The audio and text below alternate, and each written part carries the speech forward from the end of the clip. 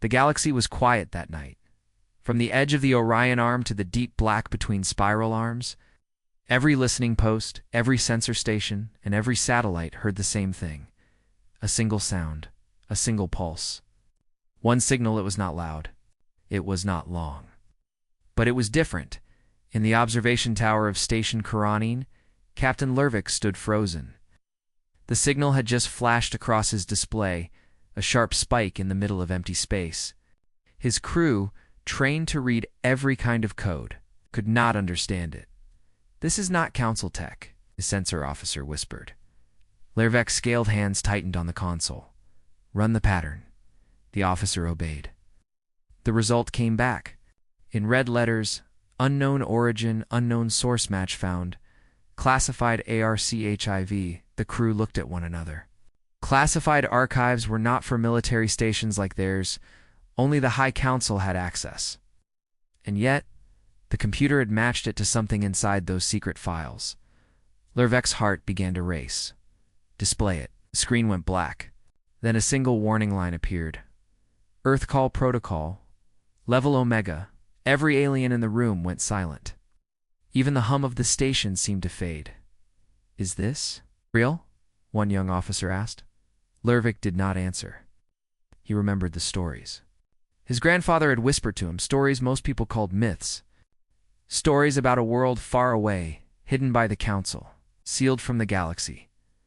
Earth, long ago, the galaxy had gone to war with them. Long ago, the galaxy had lost. The defeat was so great that all records were erased, the truth buried, and the survivors sworn to silence.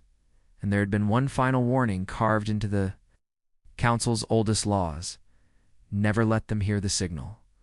Word of the strange pulse spread faster than light. By the time Lervik sent his first encrypted report, 3 other border stations had detected it, then 6, then 12. Within hours, every government in the galaxy knew. Panic began to grow. On the mining moon of Foros, workers abandoned their drills and fled to transports. On the pleasure world of Corella, rich tourists whispered about the death signal. In the dark meeting halls of the Council, the oldest members stared at each other in fear. The signal had traveled only once before. In a time so old, no one alive had seen it. It had been sent from Earth itself, in reply to a challenge the galaxy had thought would be easy to win. They had been wrong. Lervik stood on his command deck staring at the star map. His claws tapped the edge of the console. "You have to leave the area." "But, sir," his navigator said, "what if it's just a glitch? A solar flare?" Lervik turned sharply. "Does a solar flare match an Omega protocol? Does it match something locked away for 10,000 years?" The navigator's voice fell silent. "Set course away from the source," Lervik ordered, "and send word to every ship in range. Stay away." The order went out, but it was already too late. Someone had replied to the signal. In the dark space between stars, a small patrol ship from the Rilnar Empire drifted close to the signal's origin. Inside, young Commander Vera smirked at the readings. "These are just primitives," she said to her crew. "The Council hides them to make them seem dangerous. I say we find them before anyone else does." Her second officer frowned. "Stories say. The stories are for children." Vera cut him off. "We will capture one of their leaders. The Council will thank us." Her ship changed course and began its approach. Back on Station Kuranin, Lervik watched the patrol ships. Icon blink on his map. He knew what would happen. The humans, if they were truly awake, would not give warnings twice. He sent a private message to the Rilnar ship. "Turn back. The signal is not for you." He received no reply. Instead, the patrol ship pushed forward, right into the black zone. Where the signal had come from? And then its icon disappeared. No explosion. No debris. No distress call. Gone. Lervik's crew stared in horror. Did they cloak? One asked. "No," Lervik said quietly. "They were taken." The room was silent again. Then, far out in the dark, the signal pulsed once more. It was not the same as before. This one was sharper, colder. It made the air feel heavy, even across the distance of stars. Lurvik swallowed. They heard us. The crew exchanged frightened looks. Somewhere out there in the shadows of forgotten space, something ancient was moving, something Earth had kept hidden for longer than the Council itself had existed, and now it was awake that night. The galaxy held its breath. Ships stopped moving. Fleets froze in orbit. And every leader, from the smallest pirate lord to the mightiest emperor, felt the same question burning in their mind. What will Earth do next? The next day, Captain Lurvik received an encrypted message. It came directly from the High Council, the kind of message no one wanted to receive. The words were short and cold. All information about the signal is now classified. Speak of it to no one. But the order came too late. The signal had spread across every corner of the galaxy. People were already whispering about it on space stations, in market streets, in the shadows of spaceports. And in those whispers, an old name kept returning: Earth. Lurvik sat alone in his private quarters. The lights were dim. His claws tapped against a data tablet as he searched the hidden archives he was never supposed to open. The file was old, older than any war he had fought, older than the Council itself. The title burned across the screen: War of the Forgotten World. He began to read. Thousands of years ago, before the Galactic Council was formed, the stars were ruled by an empire called the Veiled Dominion. The Dominion believed itself unstoppable. Its fleets crushed entire civilizations. When they discovered Earth, they saw only another weak world to conquer. But Earth was not like the others. At first, humans fought with primitive ships and simple weapons.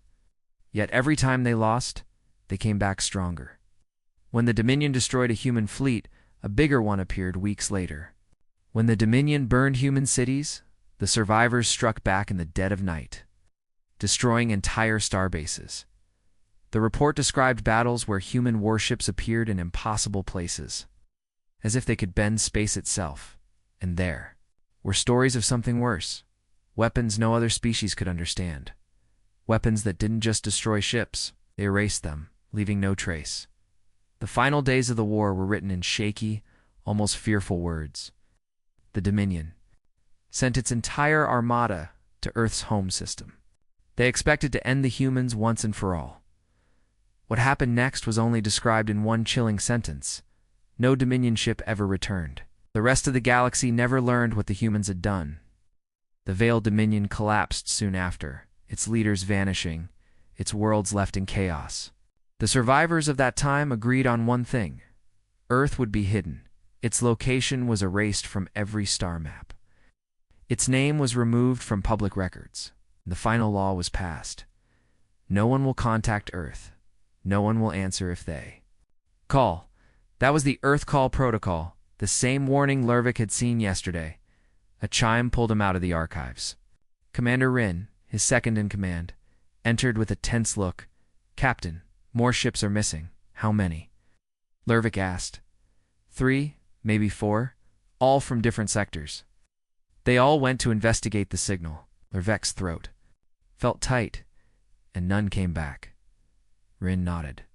"Sir, if the stories are true, then—" He didn't finish the sentence. "They are true," Lurvik said quietly. "And if Earth remembers what we did to them, we are already in danger." Elsewhere, far from Lurvik's station, the Galactic Council chamber was in chaos. Dozens of alien leaders shouted over one another. "We must find out if it really is Earth. We must prepare our fleets. No, we must hide, just as before." In the highest seat, Arch-Chancellor Viren raised her voice. Silence. The room went still. She spoke slowly. "We swore to keep them sealed. We swore never to wake them. Someone has broken that oath. Now, the storm will return." Back on Station Kura 9, Lurvik stared at the stars beyond the viewing window. He remembered his grandfather's voice telling the old forbidden tale when he was a child. The humans are not like us. They do not fight for power. They fight for memory. They remember every wound, every loss, and they do not forgive. It felt the weight of those words now. The signal had been sent. Someone had replied. The missing ships were proof that Earth had heard, and somewhere, In the darkness between worlds, the humans were preparing to answer in their own way. That night, the signal pulsed again. This time, it was heard in every system at once. It was no longer just a strange sound. It was a message. It's a simple, terrible message, translated by every language processor in the galaxy we remember. Every leader who heard it felt the same chill. The war they had tried to erase from history was no longer forgotten, and the species they had buried in silence had just spoken again. The galaxy didn't have to wait long for an answer. 2 days after the second pulse, the humans made their move. It began in the Vorin sector, where the young Rilner commander Vera had vanished with her patrol ship. The Rilner Empire sent a rescue fleet, 6 destroyers, and a heavy cruiser to find her. They arrived expecting wreckage. Instead, they found nothing. The black zone where the signal had come from was empty. Too empty. No asteroids. No debris. No radio noise. It was as if space itself had been wiped clean. The fleet's commander, Admiral Zorkath, ordered a wide scan. "Search for any sign of the humans," he said, his voice steady but tense. For hours, the scanners showed only silence. Then, without warning, every screen flickered. A new contact appeared, not approaching, not fleeing. Just there. One massive ship, almost invisible against the black dot. It had no known design. Its surface was smooth, black like obsidian, with no lights, no markings. Yet it radiated power so much that the Rilner ship's sensors went blind trying to read it. "Identify that vessel," Zorkoth barked. The computer replied, "Unknown. No match in database." The strange ship sent no hail. It didn't move. It just hung there, silent. Then, all at once, every Rilner ship's system shut down. Engines died. Shields fell. Weapons went cold. The crews shouted in panic, pressing controls that no longer worked. In the dead silence of their powerless ships, a voice spoke. It wasn't over the radio. It wasn't in their ears. It was in their minds. "We heard you. We remember, Admiral." Zorkoth froze. The voice was calm, almost quiet, but it carried a weight that crushed his thoughts. "Identify yourself," he demanded. The voice replied, "We are Earth." Before Zorkoth could answer, something impossible happened. The black ship split into 3 separate ships, each moving like a shadow through space. They passed between the Rilner vessels without firing a shot. Yet, when they were gone, every Rilner weapon was gone too, ripped away from their hulls as if by invisible hands. The humans hadn't destroyed them. It had disarmed them in seconds. Back on Station Karanin, Captain Lervik received the report. The Rilner fleet had been towed out of the black, zoned by an unknown force, and left drifting in neutral space. The crews were alive. But every ship was stripped of weapons, engines, and even navigation systems. It was as if the humans had peeled away their strength and left them naked. Lervik stared at the images. "This is a message," he said softly. Across the galaxy, the reaction was chaos. Some leaders demanded war. Others demanded surrender. The council tried to hide the truth, but the images spread too fast, in a matter of hours. The galaxy had seen the Rilner's humiliation, an entire armed fleet disabled. Without a single casualty, to some it was proof that the humans had returned with godlike power. To others it was proof that they were monsters. In the Rilner capital, Emperor Calvos slammed his fist on the war table. "They mock us. They humiliate our fleets. I will. Send the Grand Armada 1,000 ships and crush them before they spread." But his war council looked uneasy. One old general whispered, "If the old stories are true, Majesty, the Armada will not return." Calvos roared in anger. Stories? Ideal in reality, yet even he could not hide the fear in his eyes. Meanwhile, deep in the dark zone, the human ships moved silently. No one knew where they had come from, or where they would strike next. On one of those ships, a human officer stood before a glowing star map. Dozens of alien worlds were marked in red. The officer spoke in a low voice. "Target only fleets and military command. Leave civilians untouched." Another voice replied, understood. They will remember mercy and still fear us. That same night, in a small border colony, witnesses claimed to see a human warship pass over the horizon so massive it blotted out the stars. It made no sound. By morning, the nearest alien military base was gone. Its ships vanished without a trace. And once again, no one saw the humans leave. The galaxy was no longer guessing. This was not a search. This was the first response, a warning, written in the language of fear. Lervik watched the latest reports and whispered to himself. They could have killed them all, but they didn't. Why? He didn't know it yet, but the answer would come soon. And when it did, the galaxy would understand the truth. The humans weren't here for conquest. They were here for justice. The galaxy had seen the first human strike. Now, they were about to see the second, and it would leave no doubt. It began quietly. One evening, in the Drello system, the sky above the capital world turned black. Not from clouds, not from nightfall, but from the shadow of something enormous moving between the planet. And its sun, people stopped in the streets. Children pointed. Upward merchants froze mid-sentence. The shadow moved slowly, blocking the sunlight for almost 5 minutes. No one knew it yet, but they were looking at a single human warship on the far side of the planet. The Drello's defense fleet was already scrambling. 10 cruisers and 20 fast attack ships formed a defensive wall in orbit. "Identify that vessel," barked Admiral Korve. The answer came back in a shaken voice, "Unknown, but it matches the images from the Rilner incident." Korvik's eyes narrowed. "Open fire." They never got the chance. Before the order could even finish leaving his mouth, every Drello ship lost power. Lights flickered. Shields died. Weapons went cold. On their main screen, the human ship appeared in perfect clarity.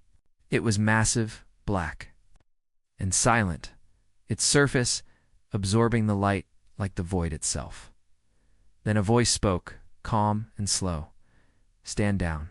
Leave your weapons here, and you may return home." Korvik's pride told him to fight. But the look in his crew's eyes told him the truth. They wouldn't survive. Minutes later, the humans took every weapon from the Drello's fleet, leaving the ships to drift back toward their planet.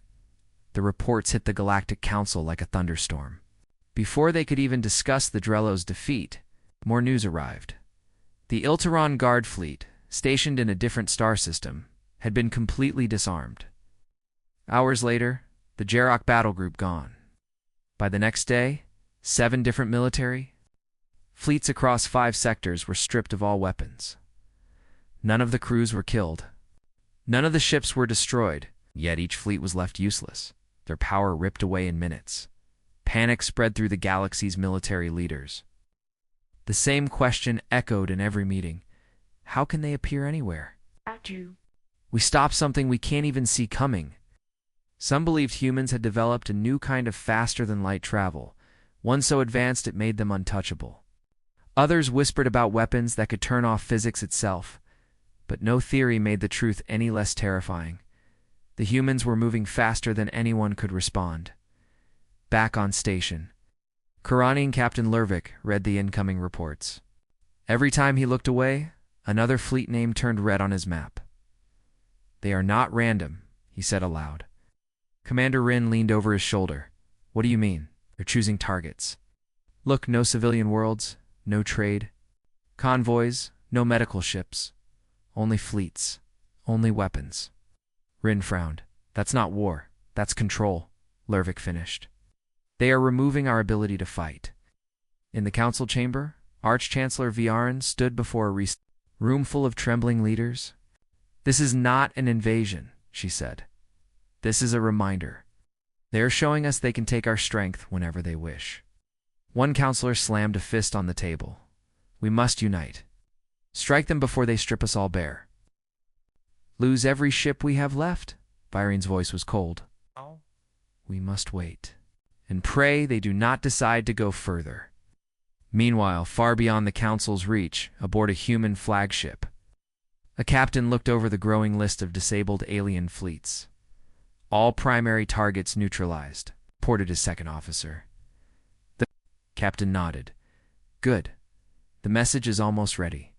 That night, across the galaxy, strange broadcasts began appearing on civilian channels. No one knew how they were being sent.